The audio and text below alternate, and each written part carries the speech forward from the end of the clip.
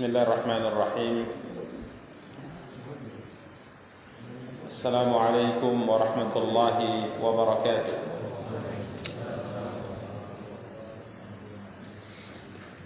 Innal hamdalillah nahmaduhu wa nasta'inuhu wa nastaghfiruh wa na'udzu billahi min shururi anfusina wa min sayyiati a'malina. May yahdihillahu فلا مضل له ومن يضلل فلا هادي له أشهد أن لا إله إلا الله وحده لا شريك له وأشهد أن محمدا عبده ورسوله صلى الله عليه وعلى آله وأصحابه ومن اهتدى بهديه واستنى بسنته إلى يوم الدين وسلم تسليما كثيرا أما بعد. Ikhwani wa akhawati kaum muslimin, kaum muslimat rahimani wa rahimakumullahu jami'an. Alhamdulillah, puji dan syukur senantiasa kita ucapkan untuk Allah Subhanahu wa taala atas nikmat dan karunia yang diberikan oleh Allah Subhanahu wa taala untuk kita semua. Salawat beserta salam semoga senantiasa dilimpahkan oleh Allah untuk junjungan dan panutan kita Nabi Allah yang mulia Muhammad sallallahu alaihi wasallam. Ikhwani wa akhawati kaum muslimin, kaum muslimat rahimani wa rahimakumullahu jami'an. Pada kesempatan yang berbahagia kali ini biidznillah kita akan kembali mencoba untuk melanjutkan kajian dan pembahasan kita, mencoba untuk membaca kitab Riyadhus Shalihin karya Imam Abu Zakaria An-Nawawi rahimahullahu taala dengan panduan syarah dari Syekh Muhammad bin Shalih Al-Utsaimin rahimahullahu taala, yang pada pertemuan yang lalu kita telah mulai membahas bab as-sidq, bab tentang kejujuran, dan kita telah bacakan 3 dalil yang disebutkan oleh penulis rahimahullahu taala dari apa yang difirmankan oleh Allah Subhanahu wa taala dalam Al-Qur'an tentang perintah agar kita senantiasa bersikap jujur atau benar. Dan pada kesempatan yang berbahagia kali ini insyaallah taala kita akan melanjutkan pembahasan kita membaca hadis yang disebutkan oleh Imam An-Nawawi rahimahullahu taala dalam karya beliau ini, yakni hadis Abdullah bin Mas'ud radhiyallahu anhu. Anin Nabi sallallahu alaihi wasallam, dari Abdullah bin Mas'ud radhiyallahu an, dia berkata dari Nabi sallallahu alaihi wasallam bahwa beliau sallallahu alaihi wasallam bersabda, "Inna as-sidqa yahdi ilal birr. Alaikum bis-sidqi fa inna as-sidqa yahdi ilal birr." Yang kita bacakan secara sempurna, Nabi SAW bersabda, "Alaikum bis-sidqi fa inna as-sidqa yahdi ilal birr.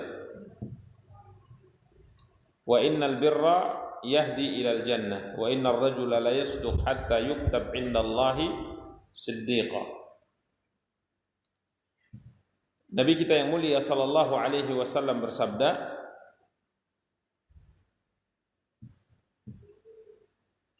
sesungguhnya kejujuran, kata Nabi sallallahu alaihi wasallam, membawa kepada kebaikan. Ya, hadis sebelumnya atau lafaz sebelumnya adalah alaikum bis-sidqi. Hendaklah kalian selalu berlaku jujur, kata Nabi sallallahu alaihi wasallam. Alaikum bis-sidqi, hendaknya kalian selalu berlaku jujur.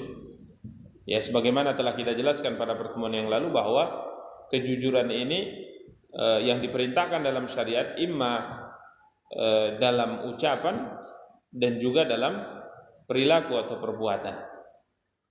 Ya. Jadi kejujuran sebagaimana kita telah jelaskan juga bisa diartikan kebenaran. Sebagaimana kita diperintahkan untuk benar dalam berkata, artinya jujur, begitu juga kita diperintahkan untuk benar dalam berbuat. Ya, jujur dalam perbuatan. Ya, di mana telah kita jelaskan bahwa ini maksud dengan jujur yang diperintahkan dalam syariat adalah jika seandainya terkait dengan ucapan, maka apa yang kita ucapkan itu sesuai dengan kenyataan. Ya, tidak bertolak belakang dengan kenyataannya. Adapun jujur dalam sikap perilaku, maka telah kita jelaskan pada pertemuan yang lalu apa yang kita lahirkan, ya, apa yang tampak dari kita, yang zahir dari kita, ini sesuai dengan apa yang ada di dalam hati atau batin kita. Jadi penampilan lahiriah dengan penampilan batin ini tidak bertolak belakang. Ya, maka sebagaimana kita diperintahkan untuk berkata jujur, kita juga diperintahkan untuk berperilaku jujur. Ya, maka kemarin telah kita jelaskan sebagaimana disebutkan oleh Syekh Ibnu Utsaimin rahimahullahu taala, Nabi kita yang mulia sallallahu alaihi wasallam tatkala memerintahkan kita untuk berkata jujur dan berperilaku jujur, maka orang-orang munafik, Syekh Ibnu Utsaimin mengatakan orang-orang munafik itu tidaklah orang-orang yang berperilaku jujur. Kenapa? Karena mereka menampakkan sesuatu berbeda dengan apa yang ada di batin mereka. Zahir mereka sebagai muslim, tapi batin mereka kafir. Ini berarti tidak jujur. Ya, begitu juga dengan tatkala kita melakukan amal ibadah kepada Allah. Maka para ulama mengatakan bahwa orang-orang yang melakukan kesyirikan dalam amalnya, seperti riya misalnya, ini tidak berkata jujur atau tidak berperilaku jujur. Kenapa? Seakan-akan tatkala dia berbuat satu ibadah kepada Allah SWT, seakan-akan dia ikhlas, tapi hatinya tidak ikhlas. Ini berarti dusta. Ya, jadi kita sebagai seorang muslim dan muslimah dituntut untuk berkata jujur dan juga dituntut untuk berperilaku jujur. Ya, tatkala kita melakukan satu ibadah, maka zahirnya ikhlas, maka batin kita juga harus ikhlas. Jika tidak, maka berarti kita termasuk orang-orang yang berdusta. Maka Nabi kita yang mulia sallallahu alaihi wasallam dalam hadis yang mulia ini diriwayatkan oleh Al-Imam Al-Bukhari dan Muslim, beliau bersabda, "Alaikum bis-sidqi." Hendaknya kalian, kata Rasulullah SAW, selalu berlaku jujur, kata Nabi sallallahu alaihi wasallam. Kenapa? Nabi sallallahu alaihi wasallam bersabda, fa inna sidqa yahdi ilal bir. Ya, Nabi sallallahu alaihi wasallam bersabda,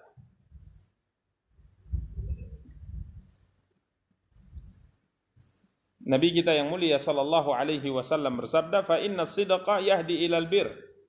Karena kejujuran, kata Rasulullah sallallahu alaihi wasallam, akan membawa kepada kebaikan, kata Rasulullah sallallahu alaihi wasallam.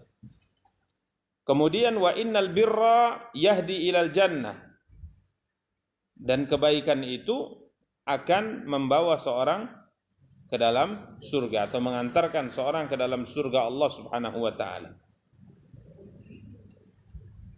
Wa innar rajula la yasduq hatta yuktab 'indallahi siddiqah.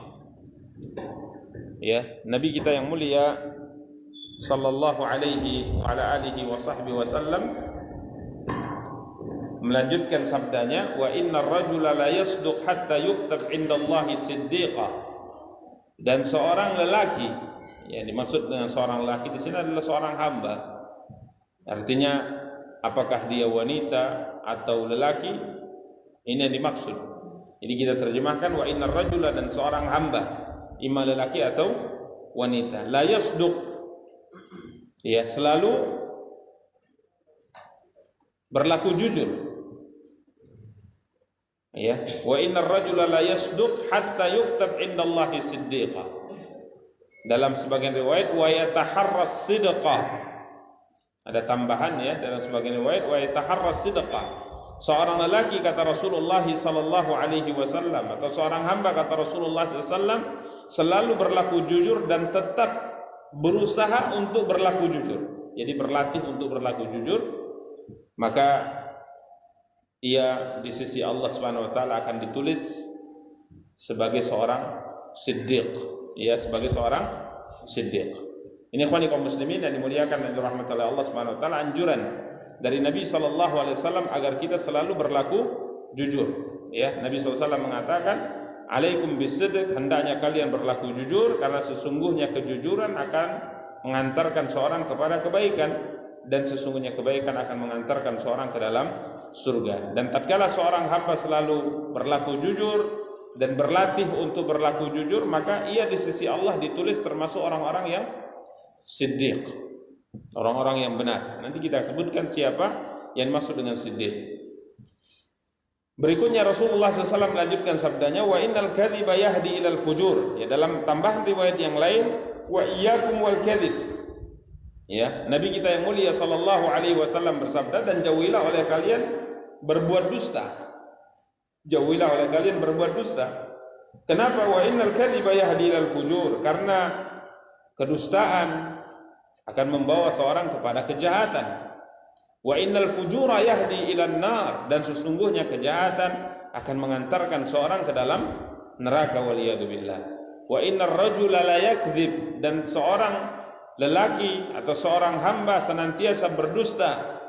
Wa yataharral kadzib, dan memilih untuk selalu berlaku dusta, hatta yuktab indallahi kadzdzaba, sampai ia di sisi Allah ditulis termasuk seorang kadzdzab, yakni seorang pendusta. Ini ikhwani kaum muslimin wa akhwati kaum muslimat yang dimuliakan dan dirahmati oleh Allah. Dalil yang pertama dari sabda Nabi kita yang mulia sallallahu alaihi wasallam yang disebutkan oleh Imam An-Nawawi rahimahullah dalam bab as-sidq, bab kejujuran, bab jujur. Ya, di mana dalam hadis yang mulia ini Nabi kita yang mulia sallallahu alaihi wasallam perintahkan kita untuk berlaku jujur. Ya, sebagaimana kita jelaskan tadi, imma dengan lisan atau dengan perbuatan. Ya, dengan lisan ini insyaallah maklum, artinya kita mengkhabarkan sesuatu sesuai dengan kenyataan, sesuai dengan realitanya, tidak bertolak belakang dengan apa yang kita sampaikan. Ya, apa yang kita sampaikan tidak bertolak belakang dengan kenyataan yang sebenarnya. Ya, ini sebagaimana kita sebutkan tadi. Begitu juga kita diperintahkan untuk berlaku jujur dalam perbuatan. Ya, sehingga apa yang kita lahirkan, apa yang kita tampakkan ini tidak bertolak belakang dengan apa yang ada di dalam batin kita atau dalam hati kita. Ya. Contoh misalnya tatkala kita menampakkan kepersaudaraan kepada seorang muslim atau kepada seorang muslimah misalnya, tapi batin kita sebenarnya membencinya, batin kita sebenarnya ingin mengkhianatinya, maka ini adalah perilaku al-kadzib, perilaku dusta yang dilarang dalam syariat. Ya, ini ikhwani kaum muslimin wa akhwati kaum muslimat yang dimuliakan dan dirahmati oleh Allah Subhanahu wa taala. Alaikum bisidq, kata Nabi. Hendaknya kalian berlaku jujur. Kemudian dari hadis yang mulia ini ikhwani kaum muslimin wa akhwati kaum muslimat yang dimuliakan dan dirahmati oleh Allah Subhanahu wa taala, kita bisa mengambil beberapa faedah yang terkait dengan pembahasan yang disebutkan oleh penulis rahimahullah taala. Ya, tentunya yang paling utama adalah bahwa kejujuran merupakan perkara yang diperintahkan oleh syariat. Karena Nabi SAW mengatakan alaikum bisidqi, hendaknya kalian berlaku jujur. Hendaknya kalian berlaku jujur. Berarti kejujuran merupakan perkara yang diperintahkan oleh syariat, dan tidaklah Allah dan Rasulnya yang mulia sallallahu alaihi wasallam memerintahkan kita untuk melakukan sesuatu kecuali sesuatu perkara yang diperintahkan tersebut merupakan perkara yang sangat dicintai oleh Allah Subhanahu wa taala. Ini ikhwani kaum muslimin wa akhwati kaum muslimat yang dimuliakan dan dirahmati oleh Allah Subhanahu wa taala. Kemudian berikutnya kita bisa pahami dari hadis yang mulia ini bahwa kejujuran akan membawa seorang kepada apa? Kebaikan. Subhanallah, albir. Albir artinya kebaikan. Ya, para ulama mengatakan albirru kathratul khair, kebaikan yang sangat banyak. Artinya seorang yang selalu berlaku jujur, berusaha untuk berlaku jujur, maka kejujuran yang ia lakukan ini akan membawanya kepada kebaikan yang sangat banyak. Dan tentunya kebaikan tertinggi yang diharapkan oleh seorang muslim adalah masuk ke dalam surga Allah Subhanahu wa taala. Ya, karenanya Nabi sallallahu alaihi wasallam mengatakan dalam hadis yang mulia ini, wa innal birra yahdi ilal jannah. Kebaikan itu akan menghantarkan seorang ke dalam surga. Jadi jujur itu bisa mengantarkan seorang ke dalam surga Allah Subhanahu wa taala. Yang mana surga ini merupakan puncak daripada cita-cita setiap hamba. Allah Subhanahu wa taala berfirman, "Faman zuhziha 'anil nari wa udkhilal jannata faqad faz." Wa mal hayatud dunya illa mata'ul ghurur, kata Nabi. Ya, barang siapa yang diselamatkan oleh Allah dari api neraka dan dimasukkan ke dalam surga, maka sungguh ini adalah orang yang beruntung. Jadi siapakah orang yang beruntung? Orang yang selamat dari api neraka dan masuk ke dalam surga. Ini orang yang beruntung. Dalam kacamata syariat, keberuntungan yang hakiki, selamat dari api neraka, masuk ke dalam surga. Ini orang yang beruntung. Lalu bagaimana dengan keberuntungan dalam kehidupan dunia?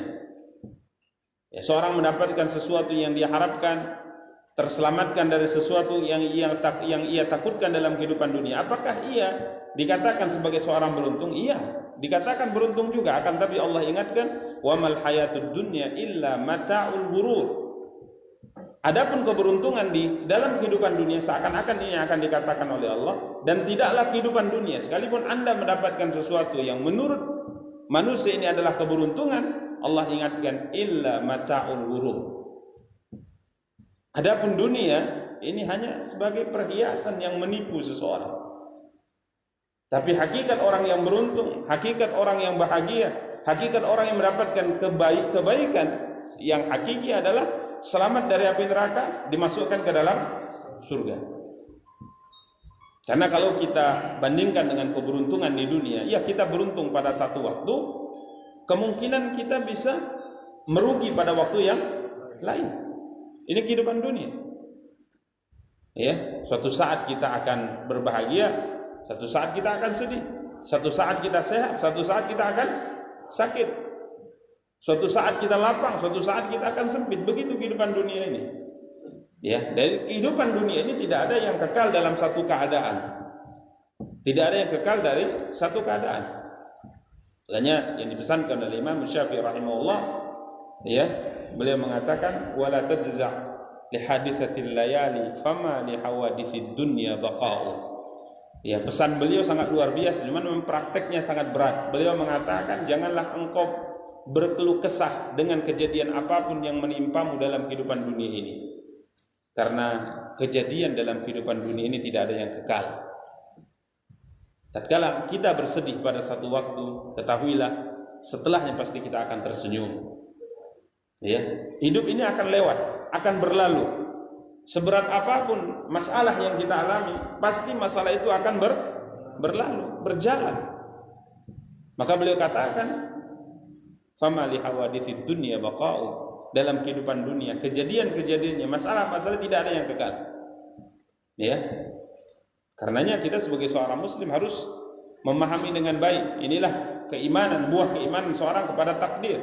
Maka Allah Subhanahu wa taala mengatakan dalam ayat yang mulia ini, yang diselamatkan dari api neraka, dimasukkan ke dalam surga, itu yang beruntung. Karena setelah ia masuk ke dalam surga, maka ia akan hidup kekal abadi dan tidak akan pernah susah untuk selama-lamanya. Ya. Dikatakan oleh Nabi kita yang mulia sallallahu alaihi wasallam bahwa akan disampaikan kepada penduduk surga, innalakum antahyau fala tamutu abada. Telah ditetapkan kepada kalian, ini seruan yang disampaikan oleh penduduk surga di dalam surga. Sesungguhnya kalian telah ditetapkan untuk hidup kekal selama-lamanya dan tidak akan pernah mati. Ini ketetapan Allah. Wa innalakum antasihhu fala tasqamu abada. Dan sudah ditetapkan oleh Tuhan kalian bahwa kalian akan sehat selamanya dan tidak akan pernah sakit untuk selama-lamanya. Ini dalam kehidupan apa? Kehidupan surga. Ya. Dan kalian telah ditetapkan untuk selalu berbahagia dan tidak akan pernah sengsara untuk selama-lamanya. Ini dikatakan oleh Allah, "Faman zuhziha 'anil nari wa udkhilal jannata faqad faz." Yang selamatkan dari api neraka, dimasukkan ke dalam surga, ini orang yang beruntung. Adapun kehidupan dunia, ini ada perhiasan yang menipu belaka. Suatu saat kita senang, suatu saat kita sedih. Suatu saat kita bahagia, suatu saat kita akan merana. Begini kehidupan dunia. Makanya diperintahkan kita oleh Allah Subhanahu wa taala, diperintahkan kita oleh Nabi SAW bagaimana kita membangun sebaik mungkin kehidupan kita kelak tatkala kita bertemu dengan Allah Subhanahu wa taala. Dan salah satu di antara sebab yang bisa menjadikan kita mendapatkan kebaikan yang kekal abadi adalah dengan selalu berlaku jujur, kata Nabi SAW. Alaikum bisidqi fa inna sidqa yahdi ilal bir wa innal birra yahdi ilal jannah. Hendaklah kalian selalu berlaku jujur, karena sesungguhnya kejujuran akan membawa seorang kepada kebaikan, dan kebaikan akan menghantarkan seorang ke dalam surga Allah Subhanahu wa taala. Kemudian berikutnya Nabi SAW mengatakan, ini bisa kita pahami bahwa orang yang selalu berlaku jujur, selalu berlatih untuk berperilaku jujur, maka akan dituliskan di sisi Allah dia termasuk siddiq.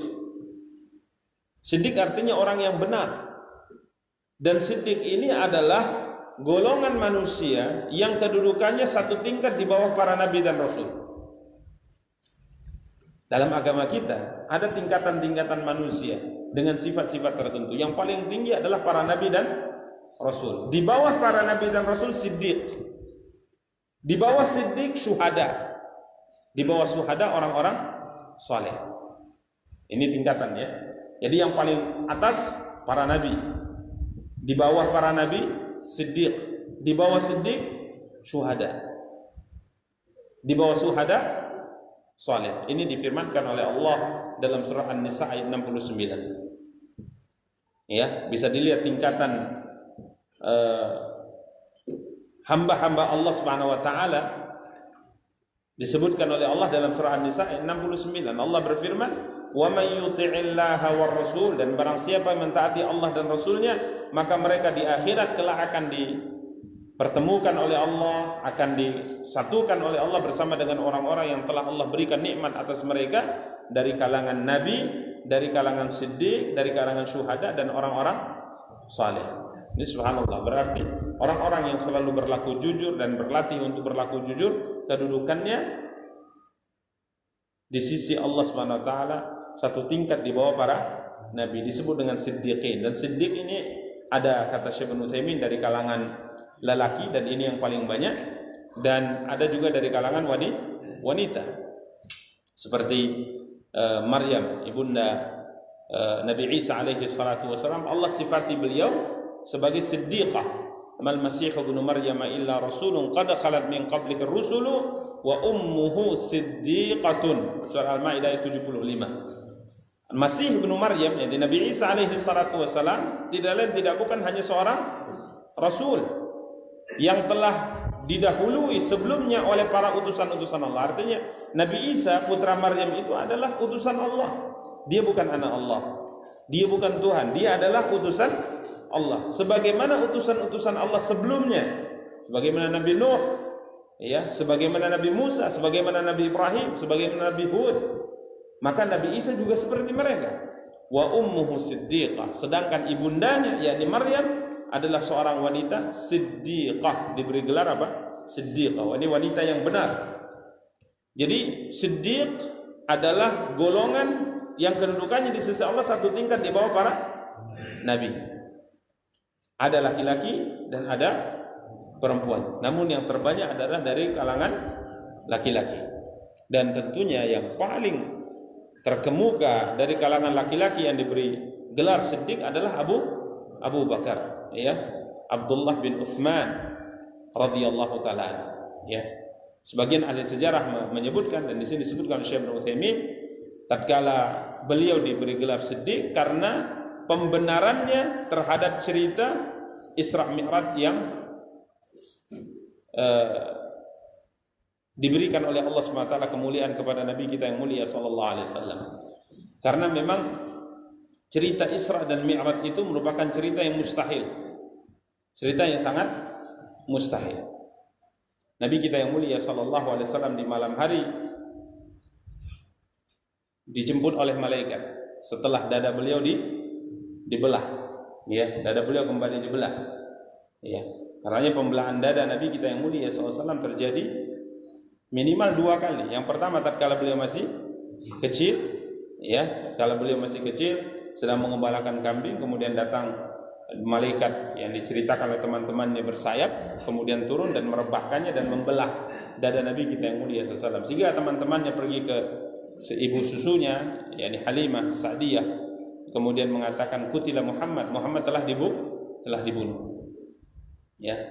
Yang kedua, pembelahan dada itu tatkala Nabi kita yang mulia sallallahu alaihi wasallam akan diajak untuk melakukan perjalanan yang sangat luar biasa. Malaikat turun, ya, kemudian membelah dada Nabi kita yang mulia sallallahu alaihi wasallam, kemudian membersihkan jantung Nabi SAW dengan air Zam-Zam, kemudian memasukkan kembali dan menjahitnya untuk persiapan perjalanan yang sangat luar biasa.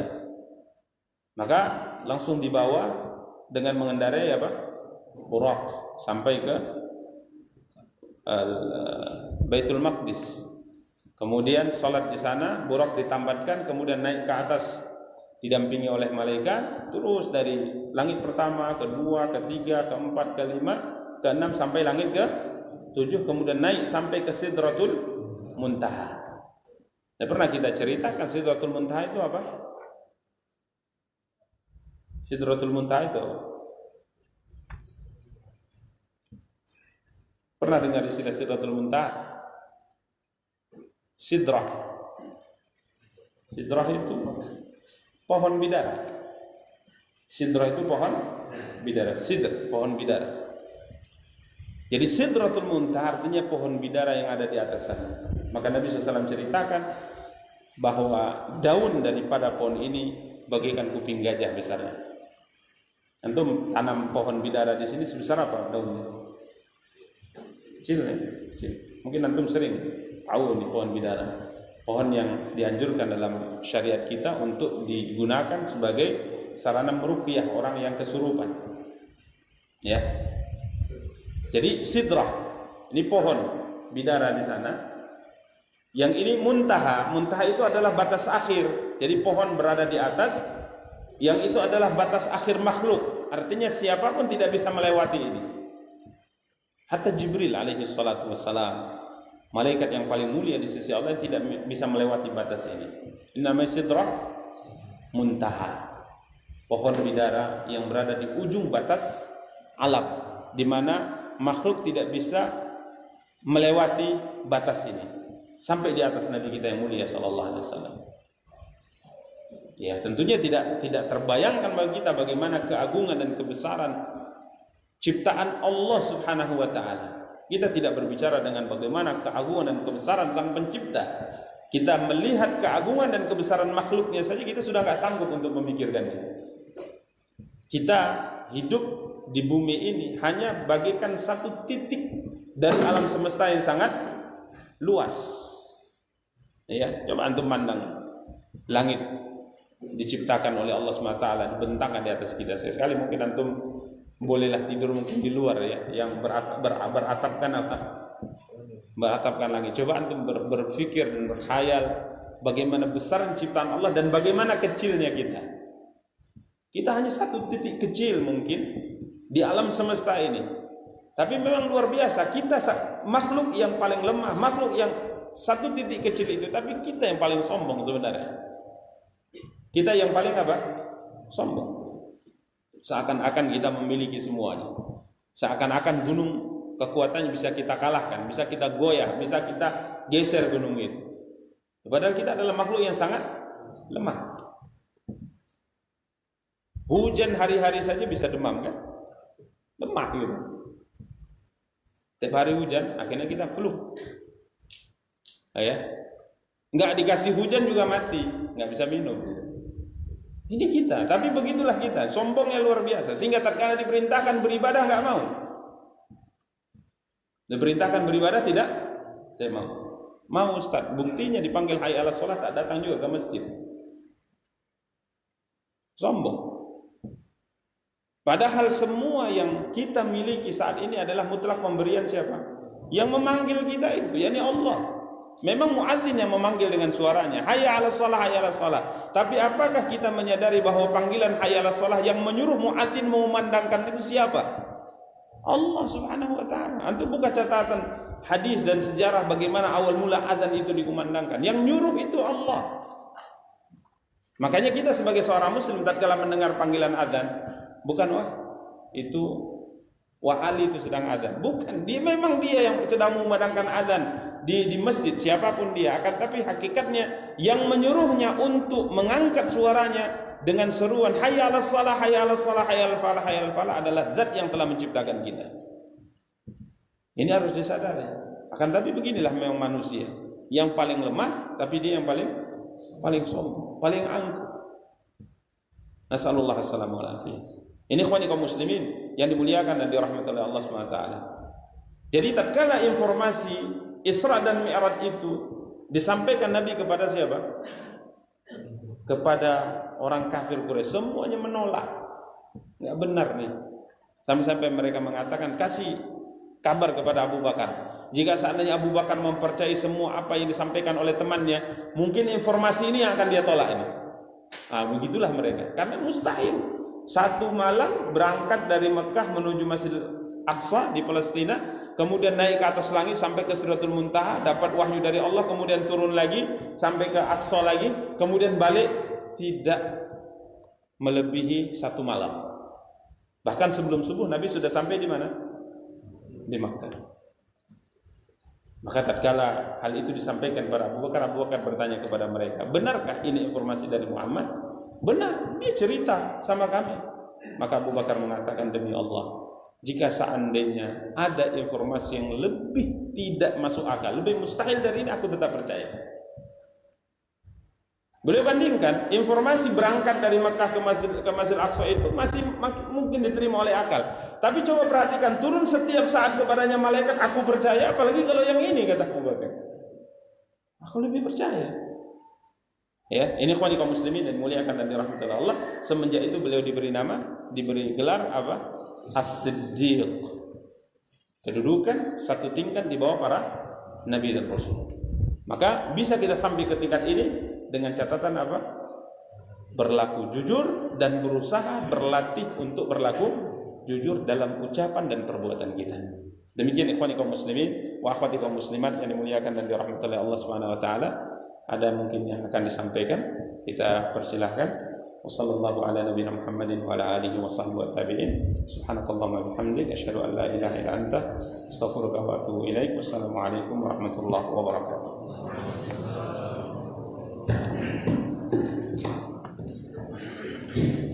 Assalamualaikum warahmatullahi wabarakatuh. Bapak Ibu,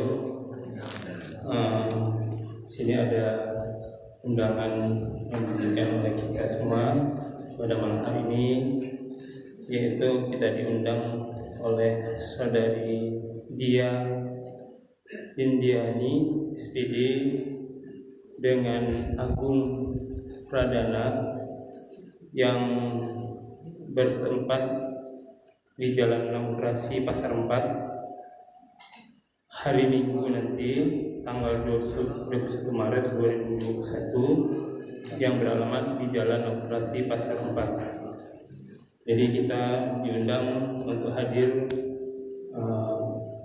di rumah kediaman Dia Indiani SPD.